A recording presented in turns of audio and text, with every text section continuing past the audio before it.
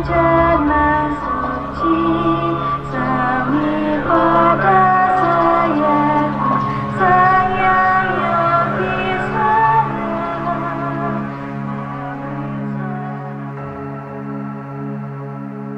Di balik pesona Bali yang memiliki beragam tradisi dan budaya, tersimpan sebuah pusaka luhur yang tak ternilai.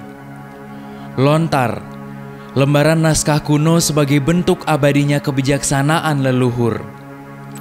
Namun adanya persepsi negatif akibat minimnya literasi tentang ragam lontar kini dihadapkan pada ancaman nyata. Muncul ketakutan berlebih terhadap kehadiran lontar di masyarakat. Padahal, lontar bukan sekadar warisan masa lalu, tetapi juga jendela sastra yang dapat menerangi masa depan.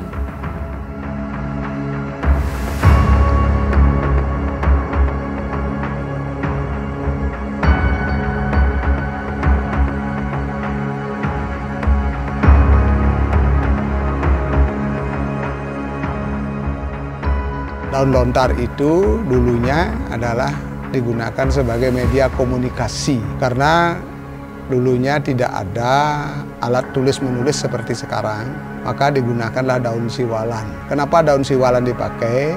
Karena sudah teruji daun siwalan itu atau daun lontar itu umurnya lebih dari 100 tahun. Selain media untuk tulis menulis, daun lontar itu bisa juga digunakan untuk membuat prasi, kalau sekarang itu disebut dengan istilah komik, ya, cerita bersambung atau cerita bergambar. Di samping itu juga lontar itu bisa digunakan untuk sarana-sarana lainnya, misalnya untuk pipil itu bisa. Ngak sama ning hulu honeri pada ning botare yang bagia. Singgih do sira yang pasupati. Ajaran yang termuat dalam lontar itu ada disebut dengan ajaran usada, ilmu pengobatan, ya. Ada itu tutur, ya, yang akan membentuk budi pekerti orang-orang Bali. Ada itu tatwa. Tatwa itu berkaitan dengan ajaran-ajaran agama yang ada di Bali. Nah, di samping itu juga ada ilmu Atharwa Weda, ya, atau di Bali juga disebut dengan ajaran black magic gitu, ada itu. Ya. Tradisi kita di Bali bahwa segala penulisan keberaksaraan di Bali itu setelah selesai ditulis, lebih-lebih pada saat menulis, keyakinan kita di Bali, khususnya di Indo Bali, bahwa awal daripada menulis itu satu menggunakan sarana upakara, kedua si penulis itu mestinya harus melantunkan doa ke hadapan Sang Hyang Widewasa. Nah, sehingga keberaksaraan di daun lontar itu menjadi sakral. Dari lontar yang ada di sini itu ada jenisnya usada, ada jenisnya ilmu black magic, itu ada. Sudah itu ada tutur, ya, ada babad, ya, sudah itu ada tatwa, itu jenis-jenis lontar itu. Nah, itu ada kekawin, sekar agung, sekar alit, sekar madya, ada di sini. Jangan lontar itu dianggap denget, tidak boleh diturunkan, tidak boleh dibaca, itu salah itu, ya. Memberikan pandangan yang keliru terhadap generasi muda. Lontar itu bisa dibaca karena itu buku seperti zaman sekarang, ya, harus dibaca dan dipahami isinya, ya. Namun karena ini sudah sering diupacarai setiap 6 bulan sekali, tentu ada etika-etika yang mengatur gitu. Karena dalam baca lontar itu ada disebut dengan puja membaca lontar, ya. Boleh sudah dibaca, kenapa tidak boleh? Anak-anak mestinya harus diajarkan untuk membaca lontar karena aksara Bali merupakan warisan leluhur kita yang harus kita pertahankan, kita lestarikan. Di samping itu, ya, kalau kita tidak peduli, siapa lagi yang harus peduli? Maka orang luar Bali harus peduli dengan lontar kita, kan nggak mungkin. Kini, berbagai upaya pelestarian lontar telah dilakukan Dinas Kebudayaan Kabupaten Badung, termasuk membangun persepsi mengenai lontar yang tak selalu sakral di masyarakat.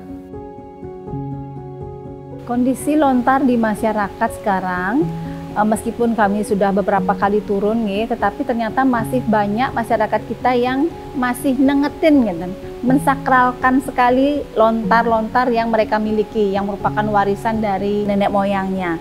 Nah, lontar-lontar yang mereka miliki itu hanya disimpan saja, atau mungkin hanya diupacarai saja, dibantenin manten di saat-saat perainan, gitu, tapi tidak dibuka sehingga rawan rusak.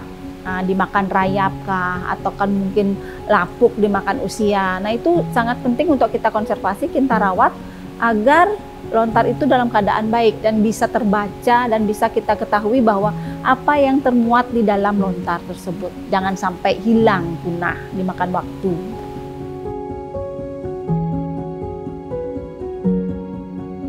Konservasi yang kami laksanakan di Dinas Kebudayaan, pada tahap awal kita mendata dulu ke masyarakat. Nah, setelah kita dapatkan datanya, kita datangi ke rumahnya untuk kita konservasi. Konservasi ini ke lontar yang ada kita bersihkan dulu dari debu atau dari kotoran-kotoran yang menempel, kita bersihkan.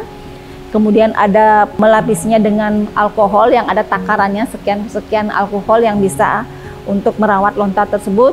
Dan bila ada tulisan yang sudah memudar, kita berikan lapisan dari kemiri yang dibakar untuk menghitamkan sehingga bisa dibaca.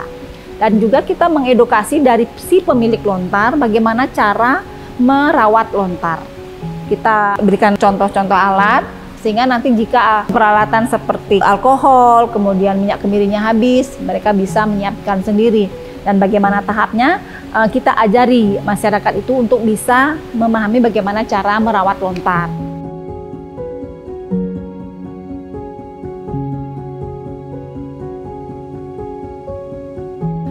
Selain konservasi lontar dan pembinaan-pembinaan, kami sudah melaksanakan digitalisasi lontar. Nah, digitalisasi yang dimaksud adalah mengalih aksarakan lontar yang ada, kita alih aksarakan dari aksara Bali ke aksara Latin, tapi dengan bahasa aslinya. Itu sudah dari tahun 2012 dan sampai dengan saat ini kami sudah mendigitalisasikan lontar sekitar 326 lontar. Nah, lontar yang kami digitalisasikan ini adalah lontar yang sudah kami reproduksi terlebih dahulu. Reproduksi dalam artian lontar yang ada di masyarakat kami duplikatkan.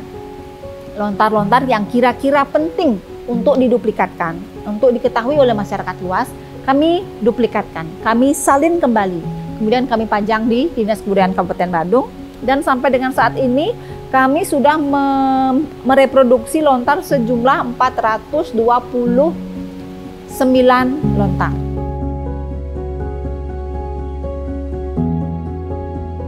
Tahun 2023 kami sempat berkolaborasi dengan Instiki Denpasar. Itu sebuah inovasi prasi, ya, gambar di lontar kita digitalisasikan ke dalam bentuk 3G. Jadi lontar yang sudah ditulis prasi diberikan barcode. Nah, dari barcode ini kemudian muncul gambar yang dari tadinya hanya gambar berupa di lontar menjadi hidup 3G dan bahkan dia bisa bergerak. Kemudian ada narasi bahwa ini menceritakan tentang apa. Nah, mudah-mudahan di tahun ini dan tahun berikutnya kami sudah ada rencana untuk membuat digitalisasi serupa, tidak hanya di lontar prasi, tapi lontar yang hanya narasi, misalnya kekawin Ramayana. Kami ingin digitalisasinya itu lontar itu kita barcode-kan, tetapi yang muncul kemudian adalah suara kekawin. Seperti apa kekawin yang di lontar itu dinyanyikan, sehingga akan menjadi panduan dari masyarakat. Oh, ini lontar Ramayana. Oh, begini ya tembangannya. Kekawin Ramayananya seperti ini. Langsung ada bebasannya di sana, artosnya di sana nggak ada. Rencana kami seperti itu, mudah-mudahan bisa terlaksana. Kami di Dinas Kebudayaan memiliki kepustakaan lontar. Lontar-lontar yang kami punya sejumlah 429 tadi ada kami pajang di Dinas Kebudayaan, dan juga hasil digitalisasi lontar tadi juga sudah ada. Kami ada ruangan kerja kami, tetapi sekaligus menjadi ruang kepustakaan lontar, dan juga ada ruang baca di sana. Jadi masyarakat yang berkunjung ke Dinas Kebudayaan Kabupaten Badung bisa datang langsung ke ruang bidang sejarah. Di sana ada ruang perpustakaan lontar. Pelestarian lontar tak hanya dilakukan dalam bentuk konservasi, tetapi juga berbagai upaya terus dilakukan untuk mewujudkan generasi muda Badung yang berbudaya. Kami Dinas Kebudayaan Kabupaten Badung sejak tahun 2012 telah melakukan konservasi terhadap lontar di berbagai titik pemilik lontar.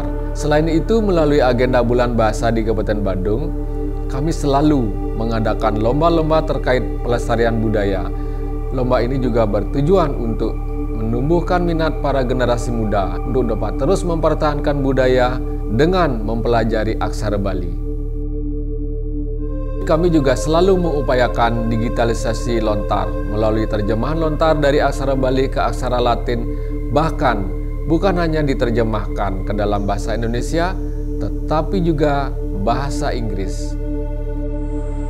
Melalui adanya konservasi, Bulan Bahasa, dan juga digitalisasi lontar ini mampu menjadi tonggak sejarah dalam pelestarian budaya di Kabupaten Badung. Kita tidak hanya menyelamatkan warisan leluhur, tetapi juga membuka akses bagi generasi muda untuk memahami nilai-nilai leluhur yang terkandung di dalamnya. Mari bersama-sama kita wujudkan Kabupaten Badung yang memiliki generasi muda untuk cinta terhadap budayanya dan ikut menjaga tradisi warisan leluhur.